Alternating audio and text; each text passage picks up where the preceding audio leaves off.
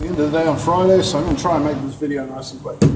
The last 2 weeks I've taken a lot of time-lapse videos of me working in the spray room to try and work out where I'm physically spending my time, where I'm wasting my time, therefore where I can focus myself on saving my time and changing my processes. And it worked out, depending on what I'm doing, whether it's just clear coats for an entire day or a variety of different lacquers and other products that I'll be spraying, I'm losing around 15 to 20% of my day in this area here, between mixing paints, cleaning my equipment and guns, setting everything up to spray. About 15 to 20% for every 4 hours that I'm in the spray room spraying and actually doing work on a product, I'm spending almost an hour at this bench or in this general area. I made a few changes around here. I've moved my guns, I've moved rulers, I've moved cans and things to make them a little more accessible. First of all, one of my first changes, I got the measuring cups here and actually put them on the bench so I don't have to walk across the spray room to grab them.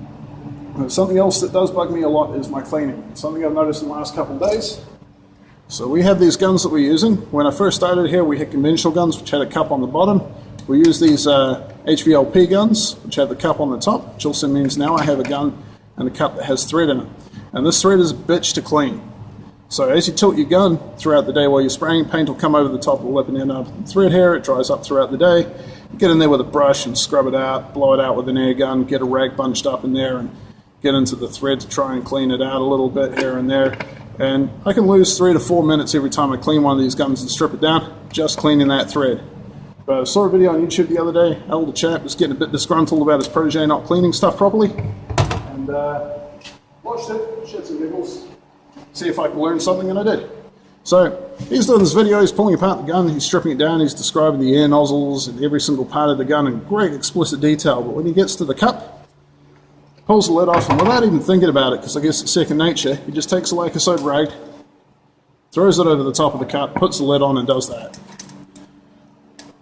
It grinds right into the thread, it pulls everything out nice and easily, it takes a couple of seconds and does most of the work. That's crazy.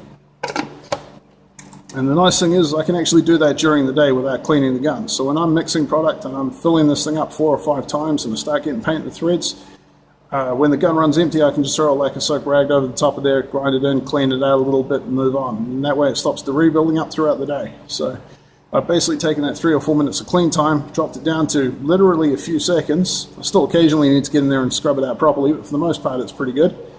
Yeah, it saved me a bunch of time. It's really simple. I'm surprised I never worked that out for myself, but I guess realistically when I got these guns that were just thrown at me and I was told they're like the old ones, just do what you do.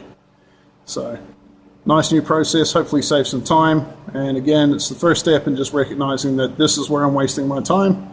This area here is where I need to focus that. So we'll move on from there and see what else we can learn in the next few weeks or months or years. Have a good one, guys.